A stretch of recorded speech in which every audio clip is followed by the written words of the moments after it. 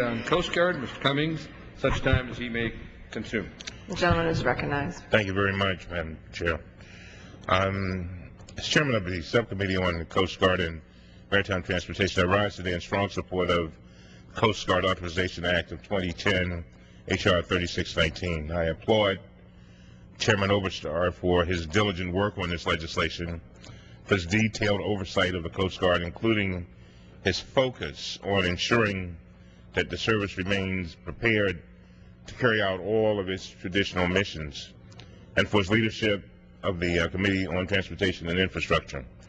I also thank Congressman Micah, the ranking member of the full committee, and Congressman Lobiondo, the ranking member of the subcommittee, for their work on this legislation. I certainly thank Chairman Benny Thompson and Ranking Member King from the Homeland Security Committee for working so closely with us to move this very important legislation on the floor today. This comprehensive legislation would authorize approximately $10 billion to fund the Coast Guard's operations for fiscal year 2010. The legislation would also increase the level of military personnel authorized to be in the service by 1,500 service members to 47,000 personnel.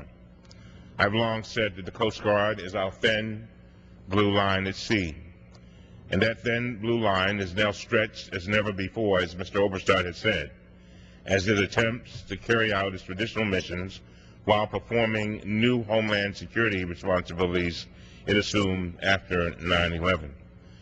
The increase in the services and strength that would be provided by the bill would be a first step in what must be the continued growth that will finally make the Coast Guard size equal to the demands our nation makes of it.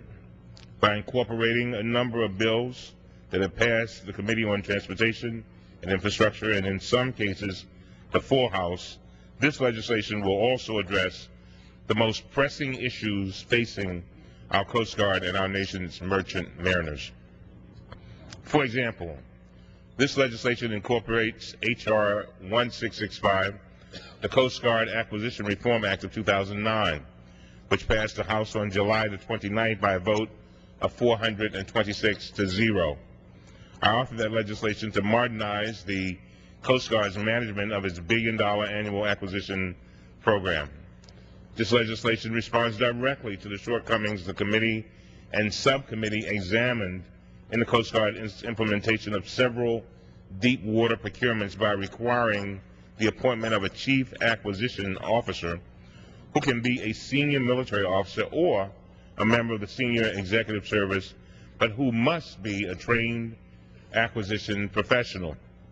The legislation would also eliminate the use of private sector lead systems integrators and require the Coast Guard to develop tailored testing and evaluation programs and independent life cycle cost estimates for its procurement. H.R. 3619 also includes the Maritime Workforce Development Act, H.R. 2651, which would authorize the appropriation of $10 million in each year 2010 through 2015 to fund loans to help mariners in all stages of their careers obtain the training and certifications they need to move ahead. In addition, H.R. 3619 will authorize a reorganization of the Coast Guard senior leadership as proposed by the Commandant, Admiral Fan Allen. It would make marine safety a core mission of the Coast Guard and would require that those appointed to marine safety positions have the training necessary to effectively carry out this mission. H.R. 3619 would also create a process through which members of Congress could nominate students to attend the United States Coast Guard Academy, as is done at all other federal service academies. Data provided by the Coast Guard show that only approximately 15% of the incoming class of 2013 at the Coast Guard Academy was comprised of minority students.